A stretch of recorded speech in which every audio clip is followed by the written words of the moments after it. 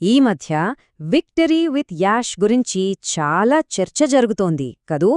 రకరకాల ప్రశ్నలు, కొన్ని సందేహాలు. అందుకే ఈ కన్ఫ్యూజన్కు ఫుల్ స్టాప్ పెట్టడానికి అసలు విషయమేంటో సూటిగా స్పష్టంగా ఇప్పుడు తెలుసుకుందాం పదండి. మనందరిలోనూ ఉన్న ఒకే ఒక ముఖ్యమైన ప్రశ్నతో మొదలుపెడదాం. ఈ విక్టరీ విత్ యాష్ అనేది మన ప్రయాణం యొక్క ముగింపా లేక కేవలం ఒక ఆరంభమా? ఇది మనం చేరాల్సిన ఫైనల్ డెస్టినేషనా లేక మనల్ని అక్కడికి తీసుకువెళ్లే ఒక మార్గమా? ఈ తేడాని అర్థం చేసుకుంటే చాలు, అంతా క్లియర్ అయిపోతుంది.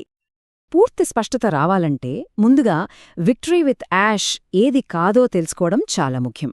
ఎందుకంటే చాలామంది ఇక్కడే పొరబడుతున్నారు. చాలామందిలో ఉన్న పెద్ద అపోహ ఏంటంటే విక్టరీ విత్ యాష్ ఒక కొత్త బిజినెస్ అనుకుంటున్నారు. కానీ వాస్తవానికి అది ఒక కొత్త బిజినెస్ కాదు. అది కేవలం ఒక ట్రాన్సిషనల్ ప్లాట్ఫామ్. అంటే మనల్ని ఒక స్టేజ్ నుంచి నెక్స్ట్ లెవెల్కి తీసుకెళ్లే ఒక వేదిక అన్నమాట. ఈ చిన్న తేడాలోనే మొత్తం కన్ఫ్యూజన్ ఉంది. ఈ ప్లాట్ఫామ్ అసలు పాత్ర ఏంటో ఇంక సింపుల్గా అర్థం చేసుకోవాలంటే దాన్ని గమ్యంగా చూడకండి, ఒక వారధిగా ఊహించుకోండి. సో అఫీషియల్గా చెప్పాలంటే విక్టరీ విత్ యాష్ అనేది మన ఫైనల్ డెస్టినేషన్కి ఒక బ్రిడ్జ్. ఇది ఫైనల్ గోల్ కాదు, కేవలం ఆ గోల్ని రీచ్ అవ్వడానికి ఒక దారి. ఈ యొక్క పోలికతో విషయం చాలా క్లియర్ అవుతుంది.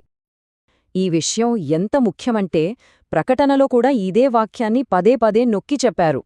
విక్టరీ విత్ యాష్ మన గమ్యం కాదు, అది మన గమ్యానికి ఒక వారధి. ఈ ఒక్క లైన్ గుర్తుంచుకుంటే చాలు. సరే, ఇదంతా బాగానే ఉంది. కానీ ఈ స్పష్టత ఎక్కడ్నుండి వచ్చింది? ఎంతవరకు నమ్మొచ్చు? ఇది మరెక్కడినుంచో కాదు, నేరుగా లీడర్షిప్ నుంచే వచ్చింది. ఇదేదో ఊహించి చెప్తున్న విషయం కాదు, ఇది ఒక అఫీషియల్ క్లారిఫికేషన్. ఈ స్పష్టత నేరుగా యాష్ ముఫారే నుండి వచ్చింది. అంటే ఫ్రమ్ ద హార్సెస్ మౌత్ అన్నమాట. యాష్ మాటల్లోనే చెప్పాలంటే victory with Yash platform ready అయిపోయింది. ఇంకా ముఖ్యంగా అసలు సిసలైన మన కొత్త కలల వ్యాపారం గురించి ఏవైనా చర్చలున్నా, అనౌన్స్మెంట్స్ ఉన్నా అన్నీ ఇకపై ఈ కొత్త ప్లాట్ఫామ్లోనే జరుగుతాయని ఆయన క్లియర్గా చెప్పారు. సరే, ఇది ఒక బ్రిడ్జ్ అని మనకు అర్థమైంది. కానీ ఈ బ్రిడ్జ్ మనకు ఎలా ఉపయోగపడుతుంది? ఆ ఫైనల్ డెస్టినేషన్కి మనల్నిది ఎలా సిద్ధం చేస్తుంది? ఈ వారధి మీద మన ప్రయాణం 3 స్టెప్స్లో ఉంటుంది. ఫస్ట్, మనం ఈ కొత్త ప్లాట్ఫామ్లోకి ఎంటర్ అవుతాం. సెకండ్, అక్కడ మనకు కావలసిన ట్రైనింగ్ తీసుకుని రాబోయే పెద్ద లాంచ్కి ప్రిపేర్ అవుతాం. ఆ తర్వాత మన ఫైనల్ గోల్ అయిన కొత్త కలను ప్రారంభిస్తాం. సింపుల్గా చెప్పాలంటే విక్టరీ విత్ యాష్ 3 ముఖ్యమైన పనులు చేస్తుంది. 1, ఇది మన మార్పు కోసం ఒక ఫ్రీ స్పేస్. 2, మనకు అవసరమైన ట్రైనింగ్ మరియు ప్రిపరేషన్ కోసం ఒక ప్లేస్.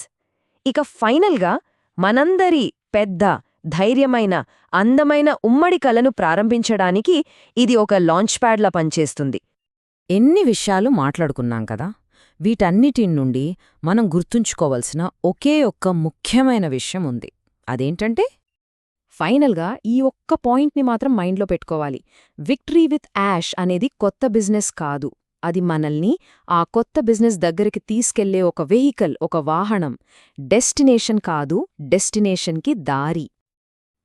ఇప్పుడు మన ప్రయాణానికి వారధి సిద్ధంగా ఉంది. అది మనల్ని ఎక్కడికి తీసుకెళ్తుందో కూడా ఒక స్పష్టత వచ్చింది. మరి ఆ వారధిని దాటిన తర్వాత మనం చూడబోయే ఆ అసలైన గమ్యం, అది ఎలా ఉండబోతోంది? ఒకసారి ఆలోచించండి.